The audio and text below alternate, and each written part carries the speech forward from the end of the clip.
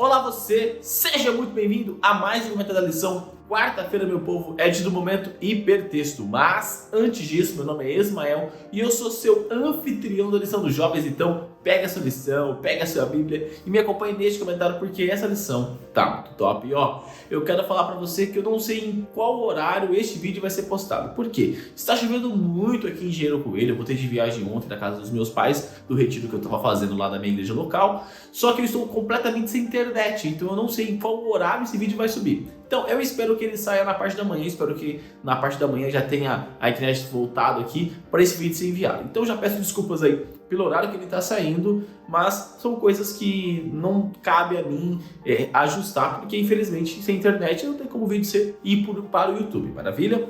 Mas como eu estava dizendo, quarta-feira é o dia do momento hipertexto, ou seja, hoje é aquele dia que nós temos textos que correlacionam com o texto ou com o tema principal da semana e também temos a nossa rede semântica. Ismael, o que é rede semântica? Não entendi muito bem esse conceito, cheguei agora no canal, cheguei agora na lição dos jovens, não entendi muito bem. Então calma meu jovem, calma minha jovem, que eu já vou te explicar. Rede semântica nada mais é do que um joguete de palavras, uma associação de palavras, onde nós temos uma palavra-chave e partindo desta palavra-chave nós fazemos algumas associações com outras palavras que vêm à nossa cabeça quando nós olhamos para essa palavra-chave. Por exemplo, a palavra-chave dessa semana é a palavra adoração. E aí, qual é a sua rede semântica? Quais são as palavras que você associa quando você olha para a palavra adoração? Então faz o seguinte, posta lá no seu Instagram e me marque @Ismael_Nunes, que está aparecendo aqui embaixo, e também coloca aqui nos comentários do YouTube para que eu possa ver qual é a sua rede semântica, para que eu possa ver quais são as palavras que você associa quando você olha para a palavra adoração. Tanto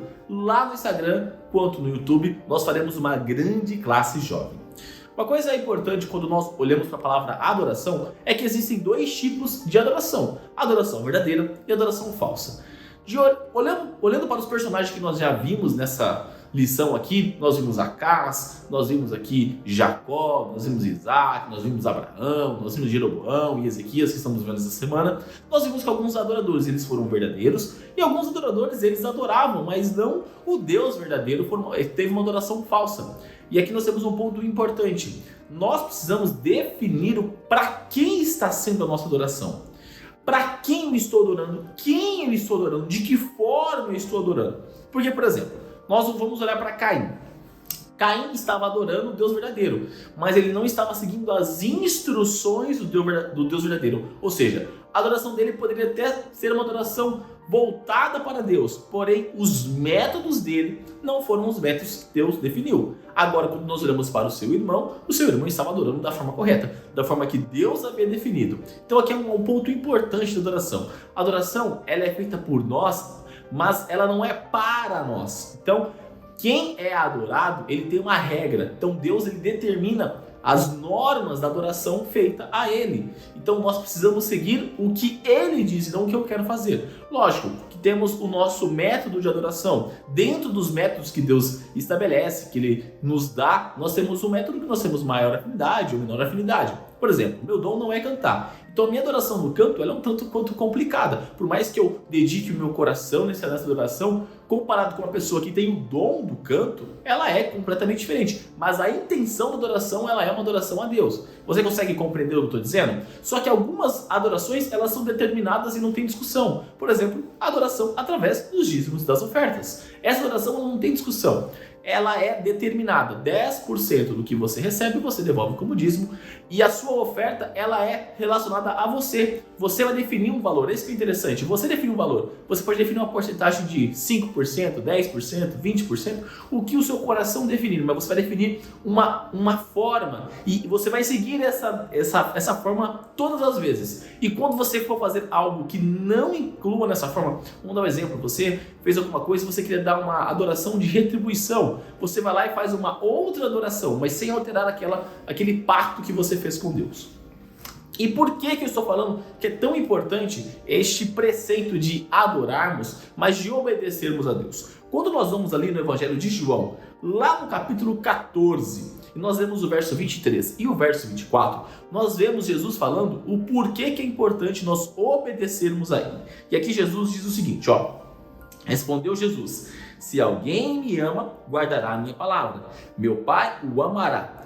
nós viremos a ele e faremos nele morada. Aquele que não me ama não guarda as minhas palavras. Essas palavras que vocês estão ouvindo não são minhas, são de meu Pai que me enviou.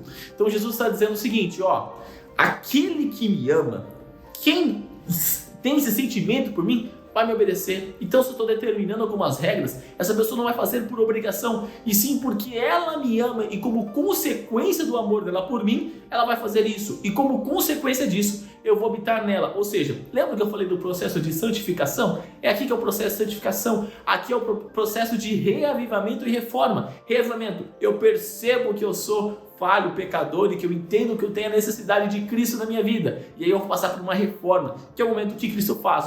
Cristo vem a mim e vai trabalhando no meu ser, vai modificando o meu ser. O processo de santificação é igual o processo de reforma. Porém, Jesus ele fala que aquele que não me ama, ele não vai me obedecer. E aqui que é o grande ponto dessa adoração.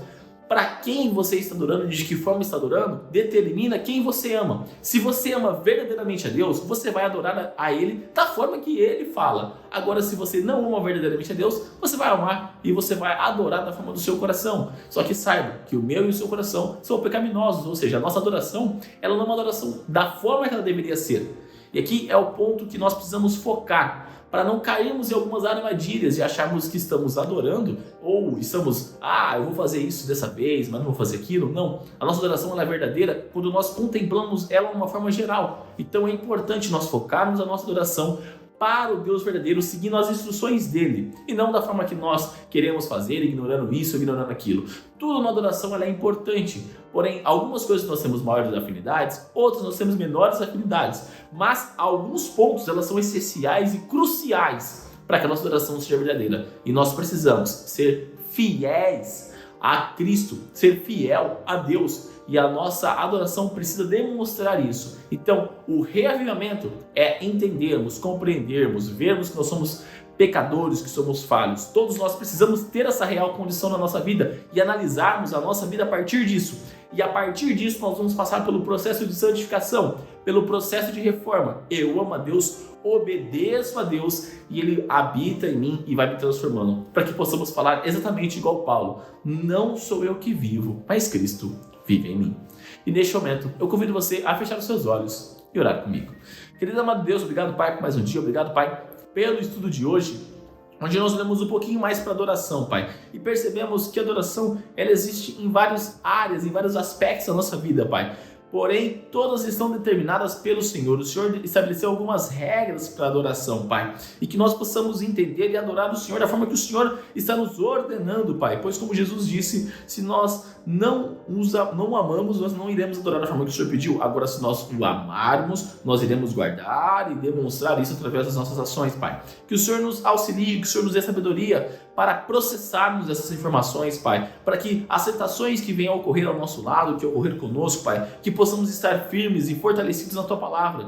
Porque através deste reavivamento, nós entendemos isso, Pai. E através da reforma, do processo de santificação, temos um relacionamento fortalecido com o Senhor, nesta caminhada rumo às mansões celestiais, para passarmos a eternidade ao Teu lado, Pai. Que o Senhor nos ajude nessa nossa caminhada, nesse nosso processo, para que o Senhor possa habitar cada vez mais em nós e que possamos colocar ao nosso lado as nossas tendências pecaminosas de canto, para que elas não estejam tão afloradas, Pai, porque nós continuaremos pecaminosos até Cristo voltar em poder e grande glória, mas que possamos suprimir o máximo possível esses nossos desejos, para que possamos fazer uma adoração verdadeira a Ti, Pai. E tudo isso eu te peço e te agradeço em nome do Seu Filho Jesus. Amém.